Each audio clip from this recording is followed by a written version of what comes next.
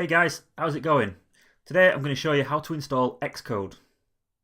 Now Xcode is the development environment that's produced by Apple that enables you to build apps for iOS, for macOS, watchOS and any of the other OSs that Apple produce for their different devices.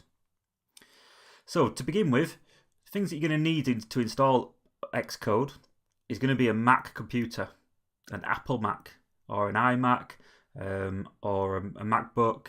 And what I'm using here is actually one of my old devices. It's an old Mac Mini. It's actually a 2012, late 2012 Mac Mini.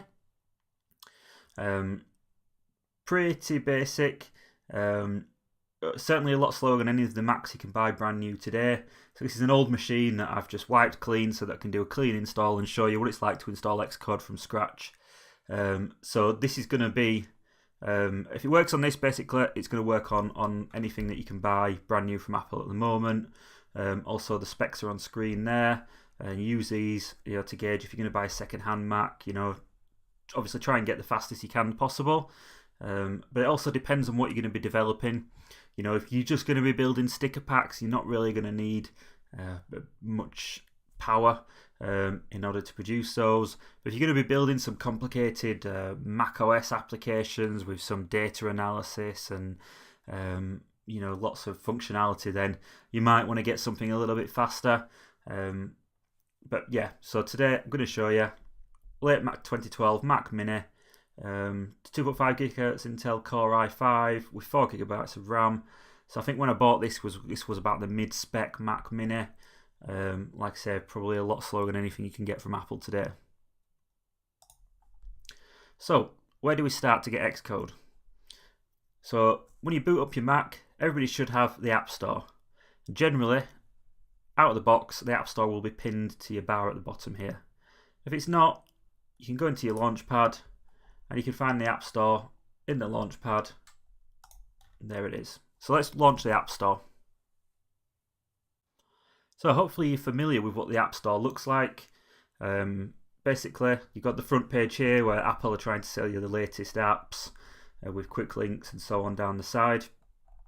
So you'll usually find Xcode in the list of free top 10 applications.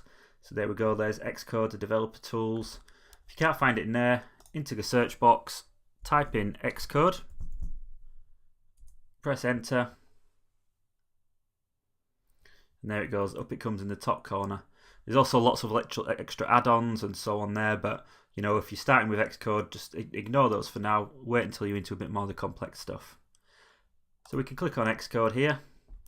You can see the version that I'm going to install here is version 9, which has got Swift 4 and SDKs for iOS 11, watchOS 4, TVOS 11, and macOS High Sierra 10.13. Apple will always show you the latest version of Xcode, so you don't need to go hunting around and trying to find it. You just download it from there, and it'll keep itself updated using the updates section of the App Store. So we're going to click on Get, and then Install App. Now, like I said, this is quite an old machine, so it's going to do a lot of thinking about this. I'm going to see a lot of things spinning around. And it's possibly going to take a while to load up. There you go. So straight away, it's going to ask you to sign in. You just put in your usual Apple ID passcode here. The app itself is free, so it's not going to cost you anything. But obviously, it's worth just double checking, making sure it never asks you to confirm that you're going to pay for it. If you're going to pay for it, then you've probably clicked on the wrong app, or you've got a compromised machine. So I've actually had two-factor authentication come up on mine. So it's probably because I've just recently wiped this machine back to standard, so it's not recognising that I've used it that much and authorised it. So just enter the two-factor authentication. On mine, the authentication came up on my phone, and it just asks you for basically a 6-digit key. And now we can see it's installing. Just here underneath the installing bar, we've got a calculator. It will jump around with its estimates. Hopefully it'll go down. Like I said, this is quite a slow machine. I do have a very good internet connection. I think I can usually get about 80 megabits per second. So this delay here is all really down to the machine. So what I'll do now is we'll pause the video here and we'll come back and we'll pick this up once it's installed. So after about 20 something minutes and a cup of coffee later, it's finally finished downloading, and now we can see that instead of install we've got a little open button. So let's click on the open button to open Xcode. You see the app starts opening down here. When you open it for the first time, you'll be asked to agree the license agreement. Just click on agree. And as usual, enter your password for your system.